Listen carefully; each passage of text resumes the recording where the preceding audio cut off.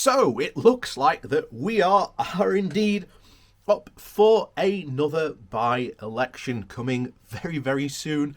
I don't think the date for it has yet been set, but that will probably come within the next couple of days of when it gets announced. And oh boy, oh boy.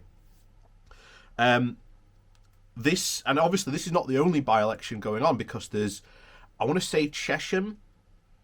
I want to say it's Chesham going on. But we've also, what we're going to talk today is the by-election happening in Batley. And oh boy, oh boy, oh boy, oh boy. This looks like it is going to be close. Incredibly close. As we've said before when we've covered these some of these local election results, we are now living in a post-UKIP Brexit Party world, and it looks very, very clear, very, very clearly, that all those votes have gone in one direction, and that has gone to the Conservative Party. We are in for an absolute nightmare, possibly, at the next general election if Labour doesn't get its act together. And like I say, I definitely intend to spend my time trying to help get Labour's act together. I think that will be definitely worthy of my time. Also, definitely pushing for a progressive alliance. But like I say, if that doesn't happen, then we are going to get behind the fact that if you want to get the Conservatives out of power, the only way you can do that is if you vote Labour. Not gonna lie, and I know that's going to upset a lot of Greens and Lib Dems, but that's the truth. If a progressive alliance doesn't happen, the only way we get rid of the Tories is if you vote Labour. So, hopefully Labour can get its act together and sort this out, because they really, really need to sort it out. Because if Starmer has already lost one by-election, and now there's a further two coming up, if he loses both of those, I don't know how he can stay. I really don't know how he can stay. And bear in mind, Corbyn won all his by-elections very easily with very comfortable majorities. And just to go on the fact of the UKIP vote, before we get in the article, if we look at this from a general election standpoint, in Yorkshire, in around Doncaster, including Ed Miliband's seat, there are potentially 4 more seats that could go to the Conservatives, because, again, all the UKIP and the Brexit Party voters go and vote Conservatives. That is very, very worrying for the next general election. And like I say, when we get into the numbers in this Batley and Spen by-election, oh boy, you're about to see just how close a knife edge it is. So, before we jump into that, please do remember to hit that like, share and subscribe button. And of course, down below there is a link to my Patreon page and a one-off donation link as well called Buy Me a Coffee, where you can, buy me a coffee. And thank you to all those people who do support me that way. So, on with the article. And like I say, this comes from the Yorkshire Bylines, and the title is, "You can take Batley out of the EU, but you can't take EU out of Batley." So, the blue paint splattered across Hartlepool had barely dried by the time the political commentators had moved on to the next by-election, this time in the West Yorkshire ward of Batley and Spen. Historically Labour, but yet perilously poised, all the indicators point to yet another upset for Sir Keir Starmer, who will be in no rush to usher in a fresh vote on the back of a mauling in the local elections. Along with Hartlepool and Labour, they shed some 327 councillors at the local level and lost control of over 8 councils. It is their biggest defeat, obviously came in County Durham, which saw the party lose overall control of the council for the first time in almost a century. If Batley and Spen goes the same way, it will be down to the same factors, or so the narrative goes. A poor choice of political representation, nor setting a clear enough agenda and having no answer to the resurgent Conservative Party, fuelled by the affable Boris Johnson and his so-called vaccine bounce. News that Jo Cox's sister, Kim Ledbetter, has thrown her hat into the ring will become as welcome news to Labour, but will it be enough? Early indicators show that it could be close. Britain Elects has calculated that the Tories have a very slight lead in the constituency, and this is how close it is. This is why I said it is an absolute knife edge. They have so far a lead of 0.3%. Yeah, that is how literally close. This is literally, in this election, every single vote counts.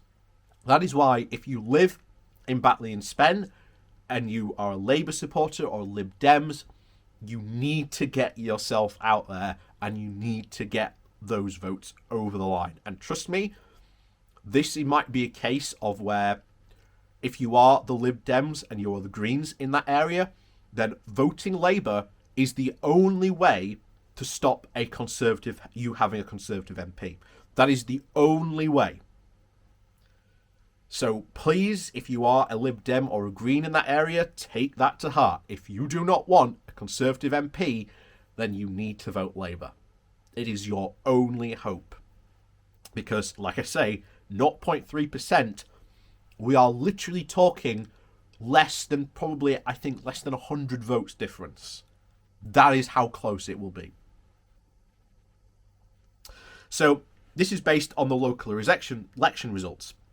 Tracy Barban, who gave up her seat after she was elected the West Yorkshire mayor, held the seat with over an 8,000 vote majority in 2017. But by 2019, that was reduced to over 3,000, which is around the same size as the one Labour had in Hartlepool. So the warning signs are all there.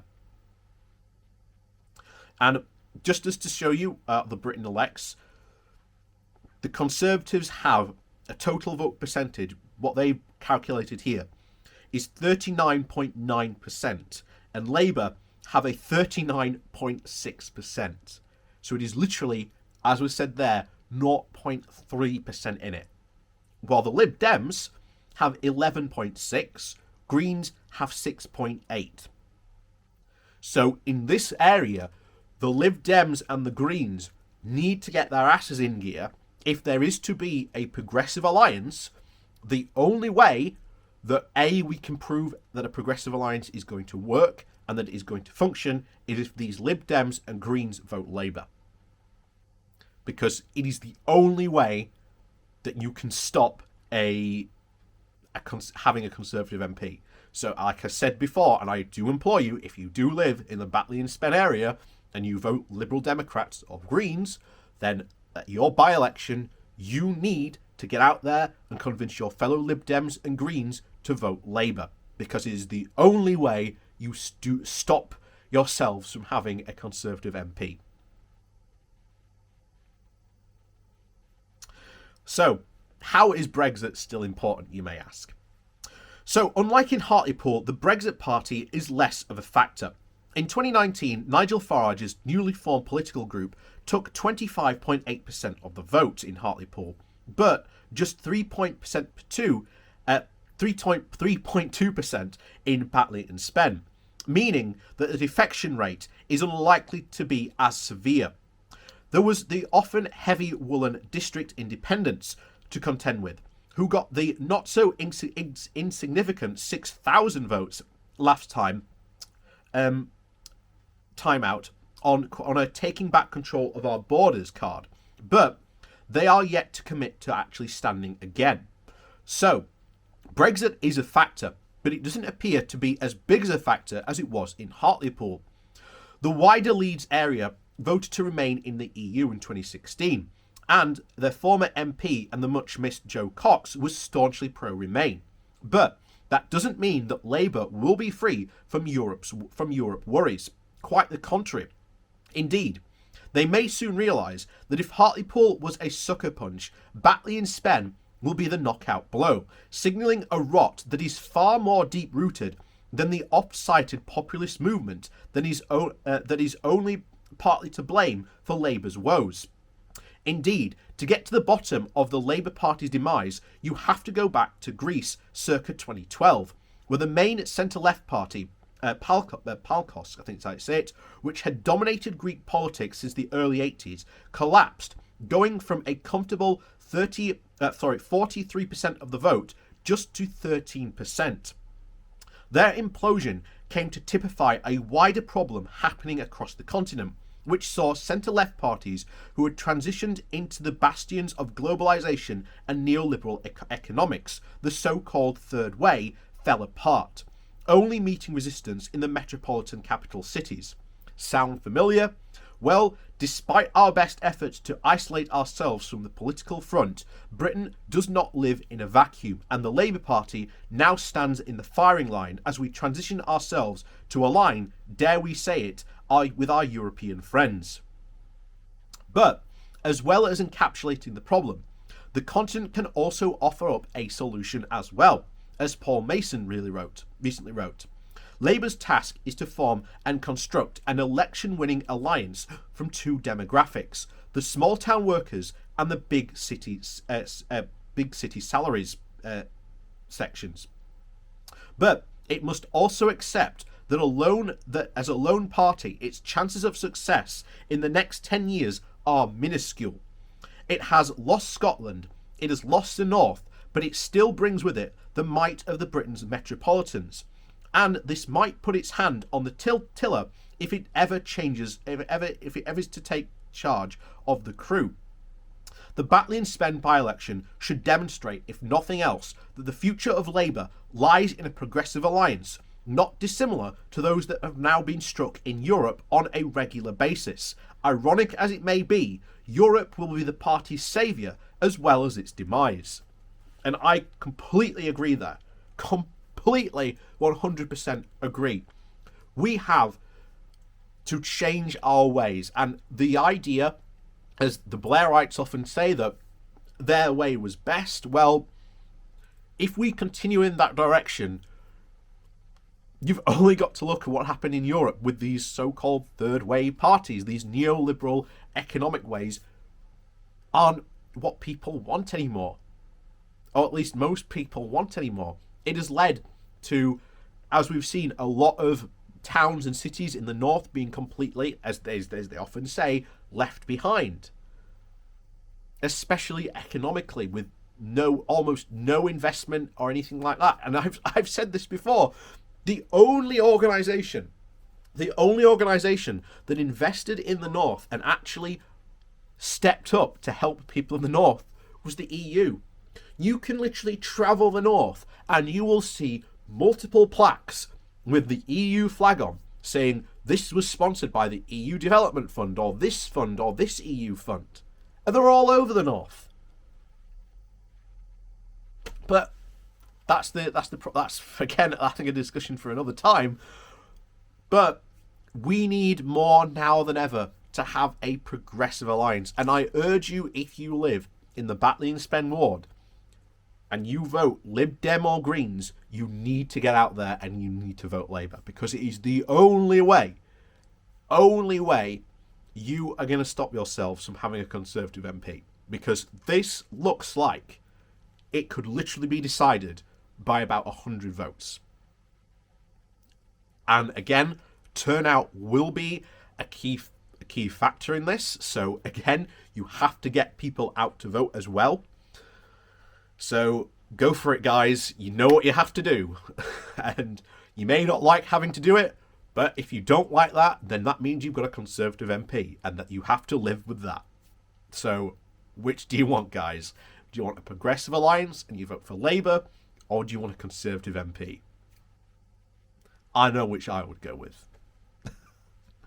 So, with that said, thank you very much for watching.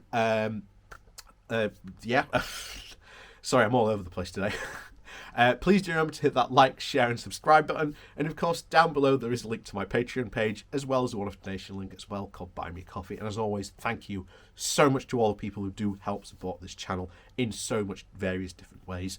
And as always, we'll see you all next time.